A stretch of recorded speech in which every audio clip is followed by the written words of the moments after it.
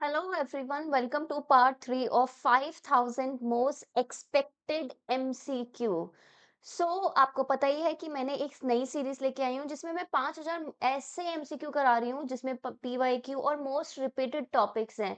Definitely NTA में same question same तरीके से रिपीट नहीं होता, लेकिन जो आपके रिपीटेड कंसेप्ट है वो बार बार पूछे जाते हैं। तो वो सारे कंसेप्ट अगर हम कर ले, स्पेशली हम करंट अफेयर हम कर लें और हम कुछ ऐसे फैक्चुअल चीजें कर ले जो कि हम यूजुअली नहीं करते, क्योंकि हम हमेशा कंसेप्ट पढ़ते हैं, कभी भी कंसेप्ट को अप्लाई नहीं करते। और एनटीए क्या कर रहे हैं, अब आपसे ना आपकी इंटेलिजेंस, आपकी स्मार्टनेस चेक कर रहे हैं कि जो आपका कंसेप्ट है, क्या आपको उसके फैक्ट आते हैं, क्या आप उसको उसकी एप्लीकेशन आती है, इस तरीके से आपको आजमा के देख रहे हैं।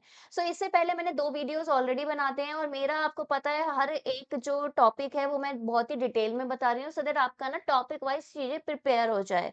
बट आपको क्या करना है, सब्सक्राइब करना है, लाइक करना है वीडियो को और कमेंट करते जाना है। आज की इस वीडियो के जो पीडीएफ है वो आपको मिल जाएगी। अगर हमारा कमेंट का टारगेट 100 कमेंट्स एंड 200 लाइक्स का टारगेट पूरा हो गया तो। एंड डिस्कवर स्टडी की आपके पास एप्लीकेशन भी है जिसमें आपको कंप्लीट कोर्स भी मिलेगा। प्लस आपको, अगर आप ऐप डाउनलोड करोगे तो ऐप में मैं यहाँ पे पीडीएफ भी अपलोड कर दूंगी और ऐप में सारे चीज का, जैसे अगर ऑल यूनिट टेस्ट है तो यूनिट 1 आपका फ्री ऑफ कॉस्ट अवेलेबल है, बाइलिंगुअल है, तो आप जाके उधर से देख सकते हैं। टेस्ट नंबर 1 हर एक सीरीज के फ्री ऑफ कॉस्ट अवेलेबल है।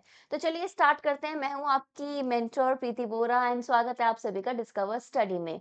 ऑलरेडी अपन ने दो उसमें 5-5 क्वेश्चन करे हैं। अब आता है क्वेश्चन नंबर 11। देखिए, आपने मुझे कमेंट करके बोला था कि मैम हमें ना बायलिंगुअल चीज़ चाहिए, हमें बायलिंगुअल कराइए, तो मैंने सारा इस तरीके से इंग्लिश हिंदी लिख रखा है। क्वेश्चन नंबर 11 है। 11 क्यों? क्योंकि ऑलरेडी 5-5 करके चीज़ें हो रखी है।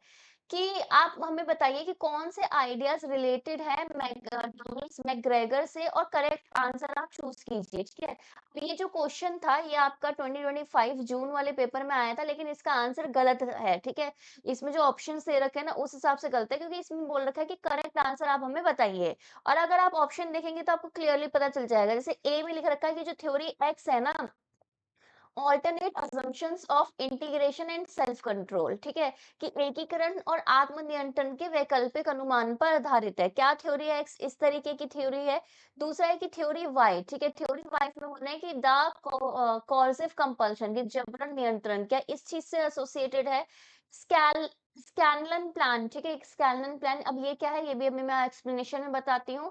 और the human side of environment, ठीक है? ह्यूमन साइड ऑफ एनवायरनमेंट आप सभी को पता है, एक बुक का नाम भी है, एक थ्योरी है, राइट? उससे रिलेटेड है। और लास्ट है लिंकिंग पिन मॉडल, ठीक है? Linking pin model.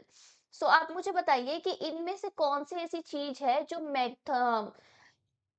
Douglas McGregor से रिलेटेड है, राइट? और आपके पास ऑप्शन कुछ इस तरीके से है, सी डी ई, ठीक है? सी या D only, A B C D चारों आपको है, या फिर ए बी डी, ठीक है? यही फोर्थ ऑप्शन है। पहले मैं आपको एक्सप्लेनेशन दे देती हूँ, ठीक है?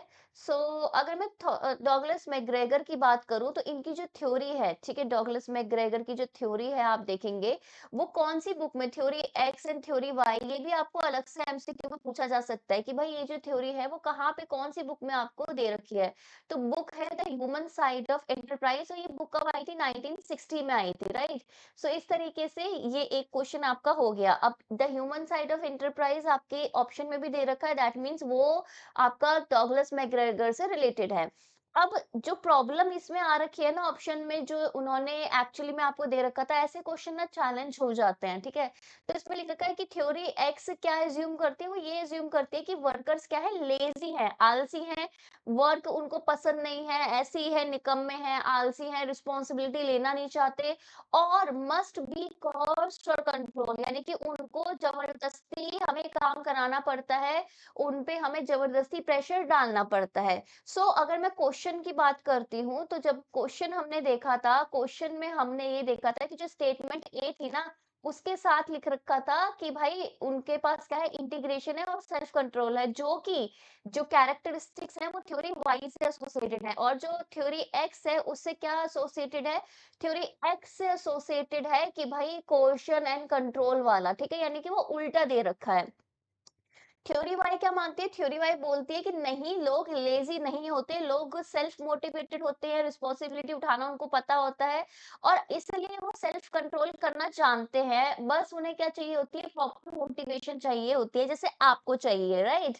अब इस क्वेश्चन में हमारा क्या है? थ्योरी एक्स और थ्योरी वाई का ऐसे क्रॉस लिंक्ड हो रखा है, डायरेक्ट लिंक नहीं हो रखा, लेकिन जो आपको ऑफिशियल आंसर की आप देखोगे उसमें क्या लिख रखा है? उसमें लिख रखा है कि भाई इकट्ठे हैं ये वो करके, ठीक है? तो 2 उसमें ये गलत है। अच्छा ठीक नेक्स्ट हमारे पास जो थर्ड ऑप्शन आपके पास इस क्वेश्चन में दे रखा है, उसमें लिख रखा है स्कैनलन प्लान के बारे में। तो अब स्कैनलन प्लान है क्या? तो पहली बात ये जो स्कैनलन प्लान है, वो आपका डगलस मैकग्रेगर से रिलेटेड ही नहीं है, यानी कि ये आपका ऑप्शन है ही नहीं करेक्ट। तो ये किससे रिलेटेड है? ये है जोसेफ स्कैनलन से।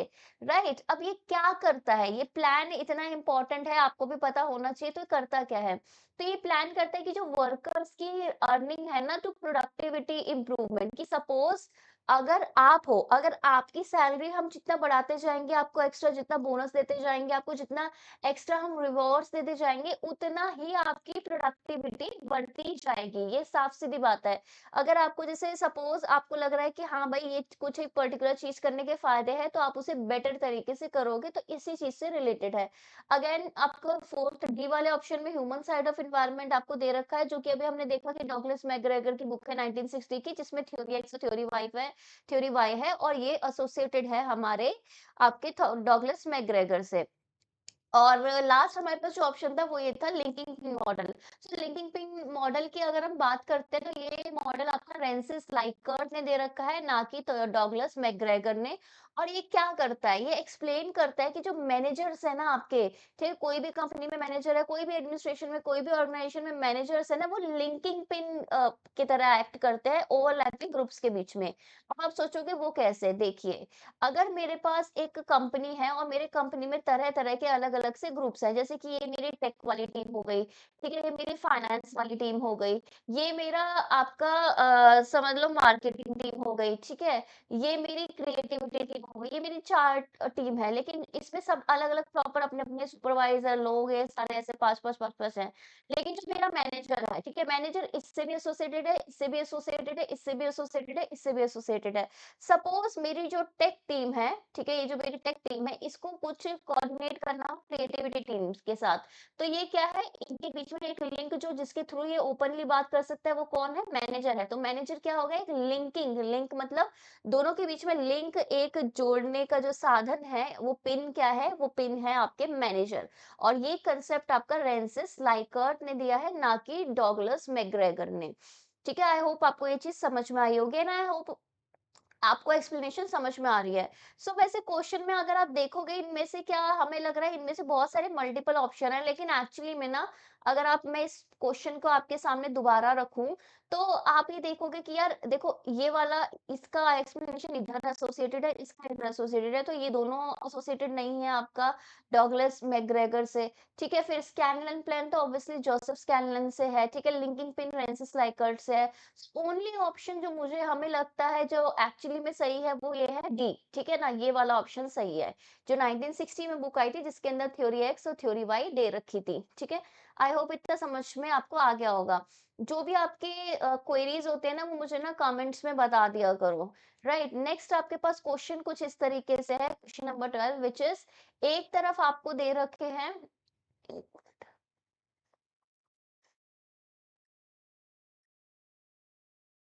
आई होप अब अच्छे से विजिबल है ये ओके एक तरफ आपको दे रखे है कि कुछ इवेंट्स ठीक है ये कुछ इवेंट्स हैं और दूसरी तरफ आपको ईयर आपसे पूछा जा रहा है अब ये इवेंट्स में क्या हुआ था ये भी मैंने एक्सप्लेनेशन में डाला है बट फर्स्ट ऑफ ऑल हम क्वेश्चन कर लेते हैं आप फटाफट से मुझे करके दीजिए मैं आपको 20 सेकंड दे रही हूँ सोवियत एटॉमिक बॉम्ब कब एक्सप्लोड हुआ था सोवियत सोवियत ने इन्वेजन किया था हंगरी में और ये सोवियत की बात वो यूएसएसआर के साथ हो रही है इस्लामिक रेवोल्यूशन हुआ था ईरान में देन बर्लिन वॉल का फॉल डाउन होना ठीक है ये चार आपके पास ऑप्शन है ईयर है 89, 79, 49 एंड 56। ठीक है, 20 सेकंड है, फटाफट कीजिए।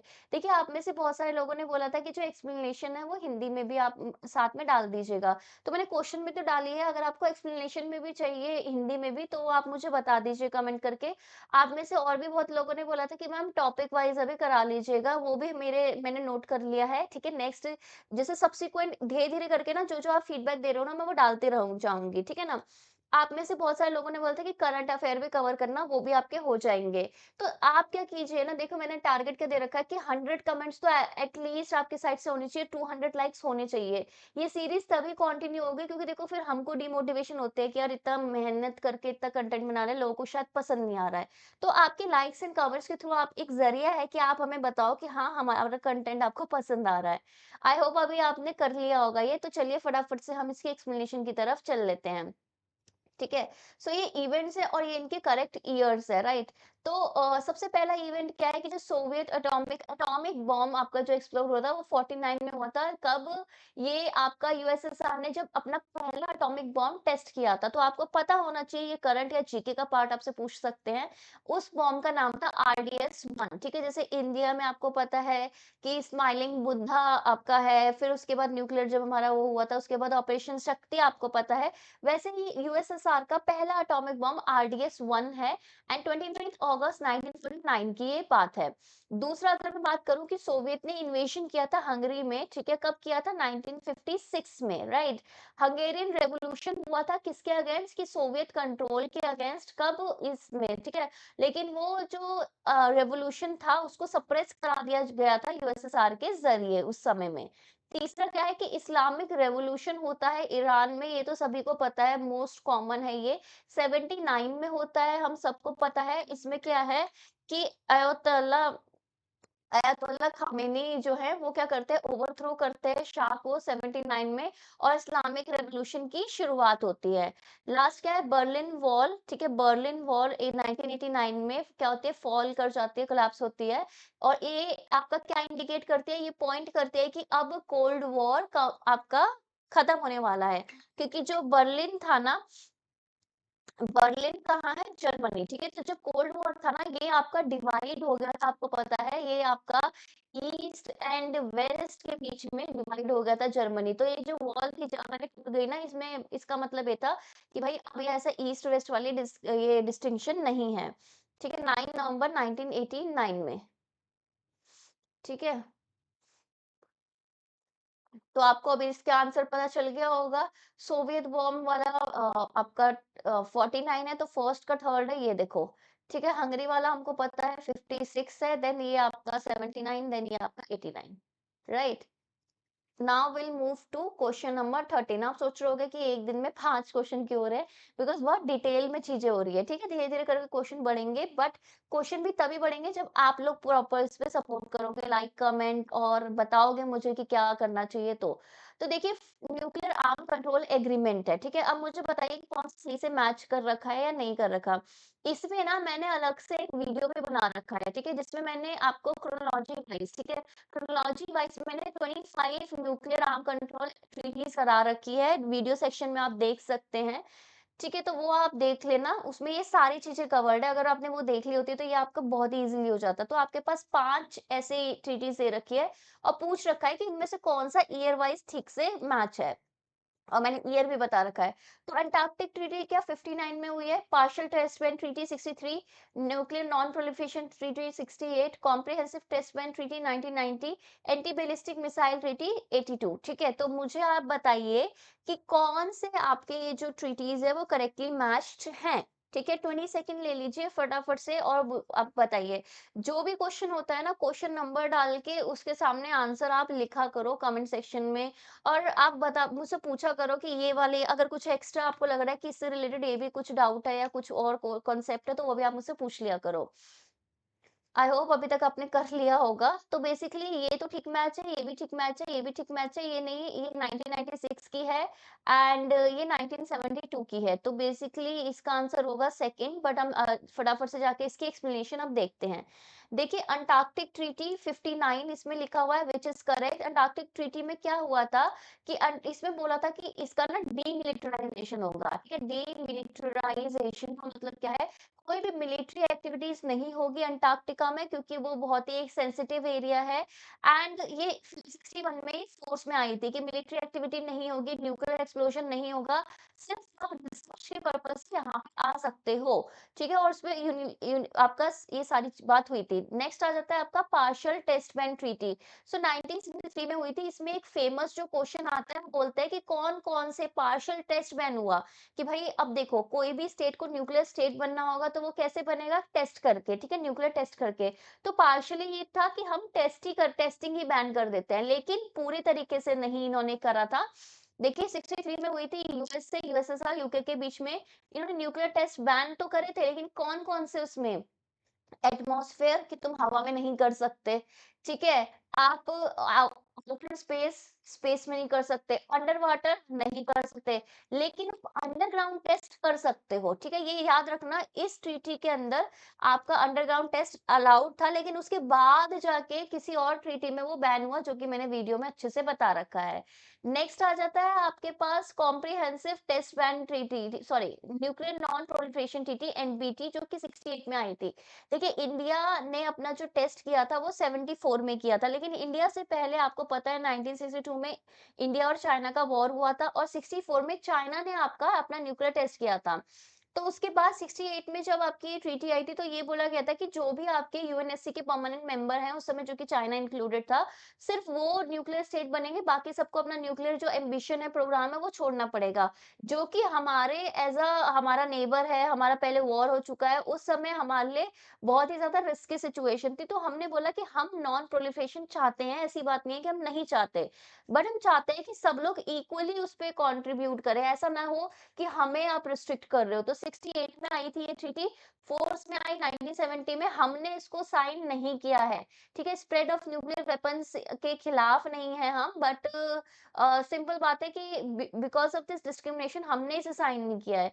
लास्ट है 1990 में, नहीं है ये है आपका 1996 में कॉम्प्रिहेंसिव टेस्ट बैन ट्रीटी।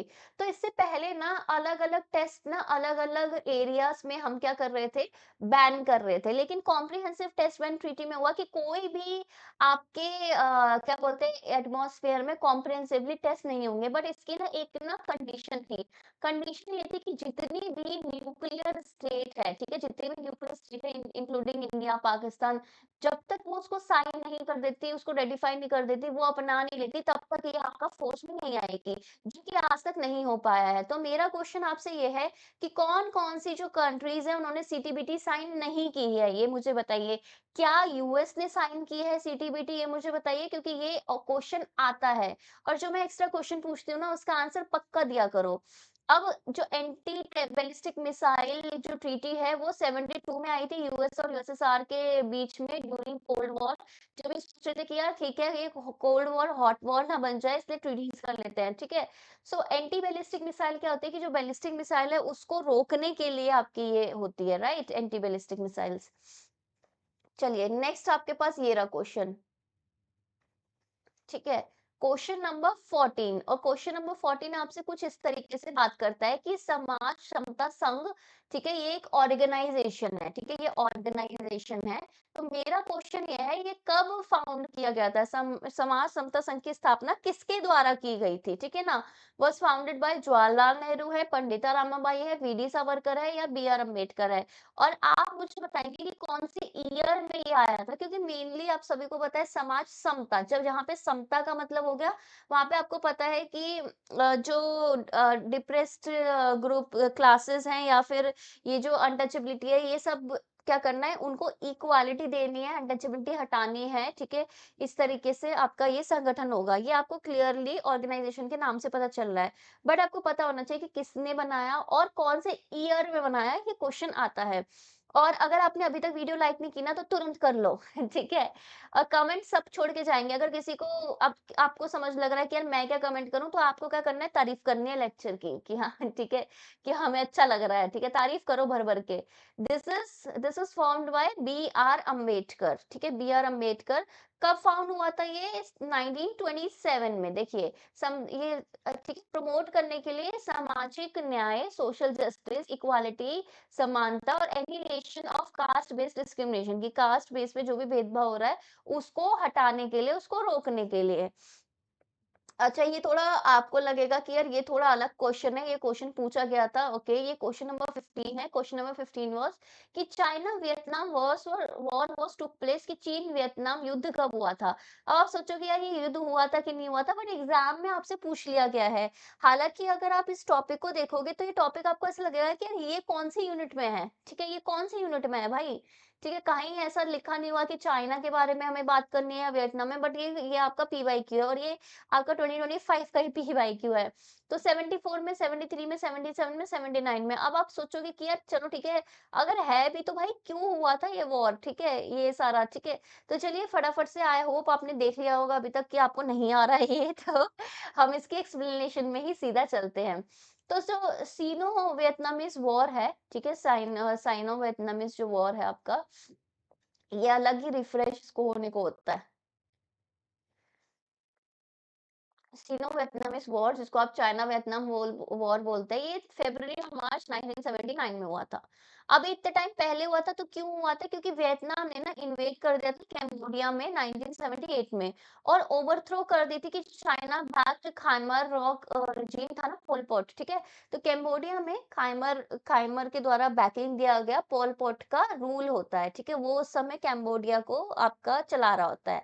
तो क्या होता है, वियतनामीज़ जो होते हैं वो आपका इन्वेड कर जाते हैं कंबोडिया में 1978 में, और इसके चक्कर में चाइना को लगता है कि यार ये तो मैंने तो ये वाले रिजीम को मतलब बोला था, हाँ ठीक है, हमने बैकिंग दी थी, अब ये कैसे कर रहे हैं? तो चाइना एक मिलिट्री ऑफेंसिव आपका चीजें स्टार्ट कर देता है अगेंस्ट वियतनाम, और बोलता है कि ये प्यूनिटिव वॉर है। प्यूनिटिव वॉर मतलब हम सजा दे रहे हैं ये वॉर के जरिए आपको, कि आपने ऐसे कैसे, आपकी इतनी हिम्मत बढ़ गई कि ये वाली जो सरकार है इसको हमने बैकिंग दी थी और फिर भी आपने यहाँ पे इन्वेड कर गए।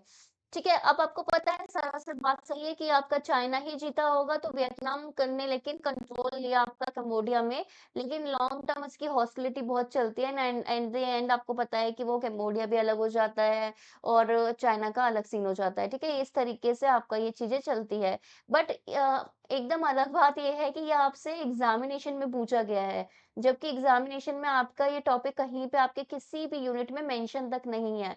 तो इस तरीके से ना जीके बेस्ड क्वेश्चन भी आ जाते हैं, जो कि धीरे-धीरे हम अब मैं क्या कर रही हूँ कि डेली थोड़ा कंसेप्ट वाली चीज़ें, थोड़ा करंट अफेयर, थोड़ा जीके, इस तरीके की चीज़ें ना मिक्स अप करके आपको क्वेश्चन्स देना। तो ये नंबरिंग इस तरीके से चलेगी, जैसे आज 11वें से चली है, इसका मतलब क्या है, पहले 2 पार्ट ऑलरेडी आ चुके हैं। तो आप वो जाके देखेंगे। हर कोई आपका कमेंटबाज़ी करके जाएगा, जैसे आप लोग कमेंटबाज़ी करते हो ना एक-दूसरे में, ठीक है? इनफॉर्मली हम कितनी कमेंटबाज़ी करते हैं, तो वो स्किल आज इधर यूज़ करने हैं।